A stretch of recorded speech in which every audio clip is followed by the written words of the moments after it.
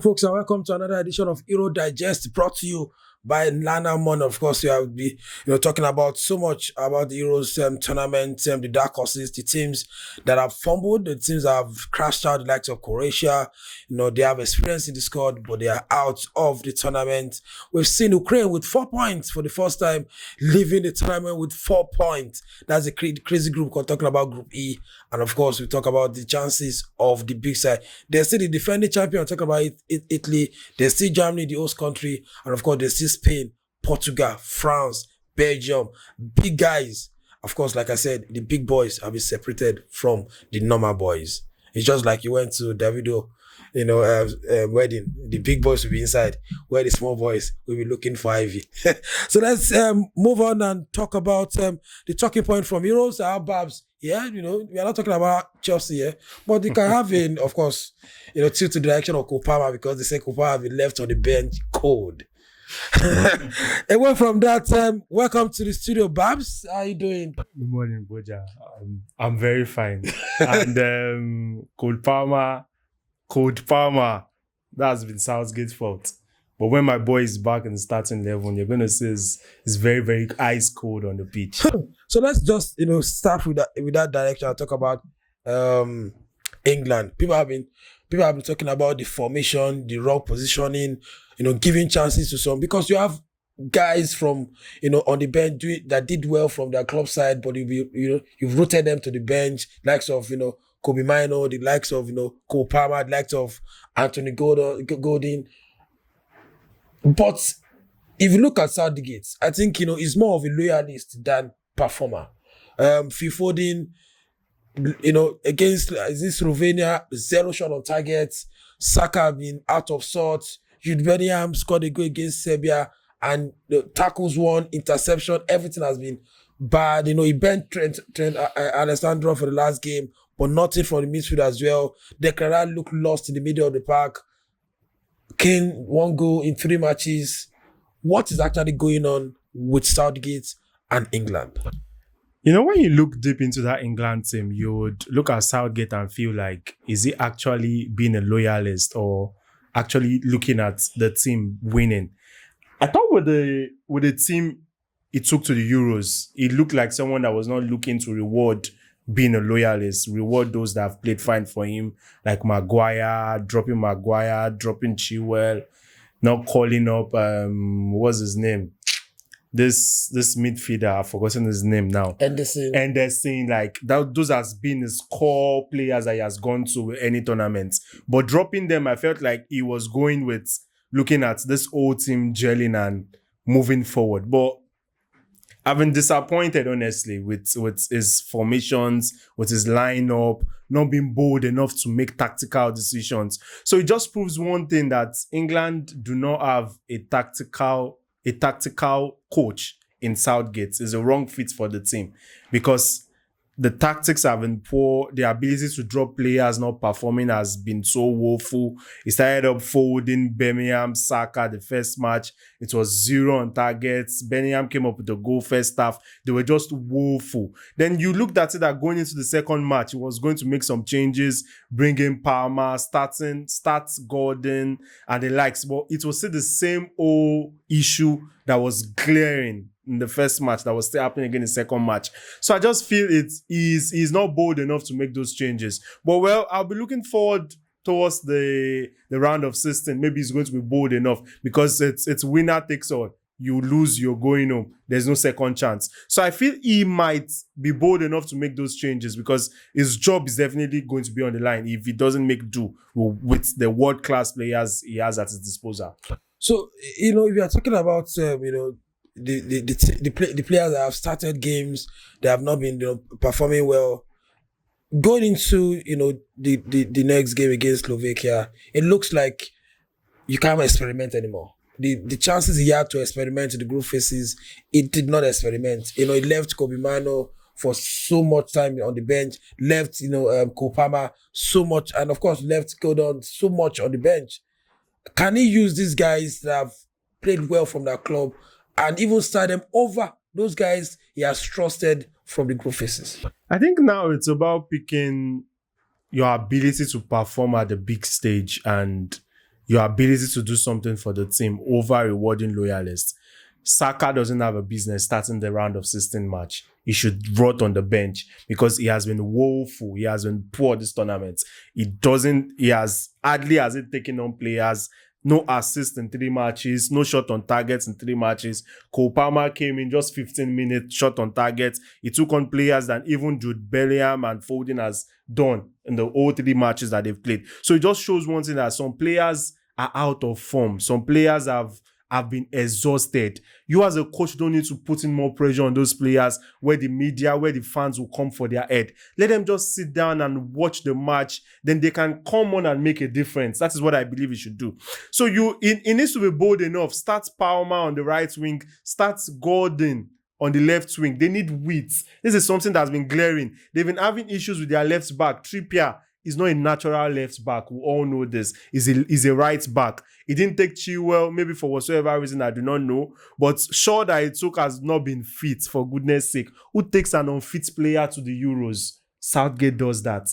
All in the name of having hope that he's going to be fit for the round of 16. Well, let's see. They still have about 2 days on their side for Shaw to be fit and hopefully start, because that's going to give them another direction going forward on the left side of their attack.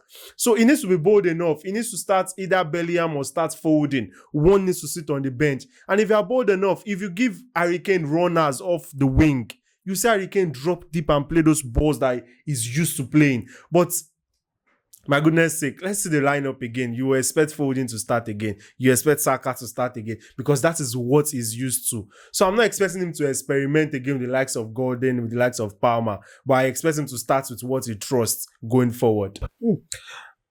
Away from England, let's just dive into what went down from the group phase. Croatia and their old players. We thought experience-wise they would not concede late in some games. They had the edge to qualify against Italy in this second game as well. They conceded in the late hour, of course, late minute in the game. Is it bye-bye to the likes of Modric, the like of Kovacic, the like of Perisic? I think the new guys have to be given a chance to now flourish at Croatia, because it seems all chips are down with the old guys. I think for Croatia, they just need to go back to the drawing board. That's one thing. They need to go back again and scout for more talents. That team looks devoid of ideas when Modric is gassed out. Kovacic, 60, 70 minutes is out of the game. Brogovic, the same thing. The team is devoid of ideas. So I feel now it's time for them to go back to the drawing board, scout more players. They don't even have a very good winger and the likes like that. When you look at that team, the coach has really done a very good job by pampering over the cracks of the team, and he has been taking them forward with those set of guys, because the midfield has been the engine room. But we could see this tournament with Modric being out, with Modric not having the ability to perform at the big stage like he does due to the age factor. So I feel it's time for them to go back to the drawing board and rebuild again, pick up those new talents. Possibly, if they can give visas to Nigerian footballers that we know, let them go to Croatia and have name, and they can play for the Croatian team, because we have talent in Nigeria here. So I feel if they can just pick up their local talents again and rebuild the team again, I see Croatia coming back, because they have a very fantastic manager. And away from that, let's talk about Spain. They are the 100% record. When they've won all their games in the group phase, are they looking at the clear favorite to go all? Because I think they are the one that played most of the good football, at this tournament. Are they favorite to go all out? Because they have influx of new guys, experience-wise, and of course they have a very good manager. So is it a case of going all the way and winning yet another European tournament? If we look at every other team that is in the tournament presently, would be giving Spain a 95% chance of winning the Euros, due to the inability of France to perform, due to the inability of other teams, England, Italy. But Spain, they have started well. They've conceded less goal. They have scored. They have attacked well. They have played beautiful football. That is one team I love to watch, because they play well, they keep possession, they attack brilliantly. Even we saw in their last game where the all changes, we thought it was going to affect the whole ability of the team to play the old beautiful tiki-taka football we know with Spain. But even with the old change, Spain was still Spain. So that is one reason why I see them going far. I would see Spain in the final. See Spain in the final, and of course, if you want to see Spain in the final, let's talk about France. France had looked not really the France we used to know. Maybe psychology, because before this tournament, Mbappe have said Euro is more difficult than the World Cup. He scored his first goal ever at the Euros against Poland, a penalty. But if you are looking at what the experience wise that has come to fall, Dexter has been the manager that have won titles for them. Can they be, that France from the knockout phases? Most times I feel this federation, they need to be smart and bold enough with their decisions.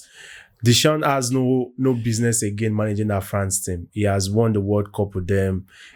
I think he has taken that team to the level that he can take them. I feel coming into the Euros, they should have made a change in their manager, in the managerial setup.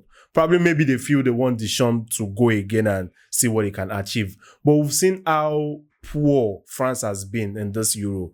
They've scored, I think, just two goals in this tournament. Mbappe out with a broken nose, had to come back with the marks. They have been devoid of ideas. They go forward and they don't know anything they want to do with the ball again. I just feel that whole setup for France is not working. That's why I'm expecting a very boring game with France and Belgium, because it's like birds of the feather. They have been boring. They've been playing, should I say, around football that we call it, with Tuchel border, which Chelsea fan experience when it was about going out. The whole style of play and everything has been so boring with the team. So I don't know. I don't see, but it's going to be a boring game, honestly. France-Belgium. It's going to be a boring game. But can they pick up? I expect Mbappe back in the team now. They have an edge, because Mbappe in any team is a plus to them. But we just touch on the game we want to dive or want to dissect from the round of 16, talking about France and Belgium. Belgium looks like it's done and dusted for that, glorious generation. Mbappe, Lukaku have not scored a goal. He has had like 3 goals chalked off by VAR. We saw, KDB trying so much to still be that KDB that we used to know. But it looks like nothing is coming to, nothing is showing off. And like I said about France, they've not been the France we used to know. The France we saw at the Qatar 2022 blew everybody away. But this time around, we've seen a very poor, France side. We've seen a very poor Belgium side. How will this game, this round of 16 fixture pan out? I just feel whosoever is bold enough to come into the game guns blazing wins it. Belgium, honestly, have been so poor too. Lukaku's goals have been chopped up. They struggled against Ukraine. I expected Ukraine to score a goal in that match, and it was going to be another difficult group for them again. But they've struggled. The whole team has not gelled. I expected the coach to have made some changes, and he should be bold enough with his decisions. Decisions probably to bench Trossard, not start Lukaku probably, because I feel luck is not on his side. His goals have been chopped up by VAR. Against Ukraine, it was poor. It was very, very poor. We know the Lukaku, he waits for ball. His touches are so poor. So I just feel it's whosoever comes out guns blazing that would win the match between France and Belgium. But I'm tipping France to win due to the fact that they have Mbappe back and ready. And just mentioned Lukaku. Lukaku has been the guy that have missed most chances at these Heroes. Most clear-cut chances. So maybe it's going to come to 4 against France. We don't know. But before we leave, Babs, let me just put you on the spot here. Talk about just pick the teams that you believe will qualify for the quarterfinals of the Euros. Let's start from Spain versus Georgia. Spain. Germany, Denmark. Germany, of course. Portugal, Slovenia. Portugal. France, Belgium. Mbappe factor, I'll go with France. Mbappe factor going with France. Romania against the Netherlands. That's going to be a very tough match for the Holland guys, but it's due to their quality in the team. Netherlands. Austria against Turkey. Ralf Rangnick has been so spectacular. I'll tip Austria. Man, that don't fan talk say no be manager, but he has been doing well for Austria. We all know that Man U has factors and has problems that is more than the manager's issue. England, Slovakia. If Slovakia scores before England, they win the match. So you're going with who? I would tip England due to their superstars player. But I'm still repeating, if Slovakia gets a goal before England, Slovakia wins the match. And Switzerland against the defending champion Italy. Spalletti factor, Italy. Spalletti factor, Italy. Of course, Spalletti broke that jinx for Napoli, winning their first title in over 30 years. Thank you, Babs, for coming. Hopefully, we'll see more of Cole Palmer against Slovakia for England. If England wants to qualify, it needs to start Cole Palmer for the team to be cold and not hot like it has been. So they have to start him. They have to start him. Saka has to rot on that bench. He has been poor. Arsenal fans can come for me, but that your star boy have been so poor.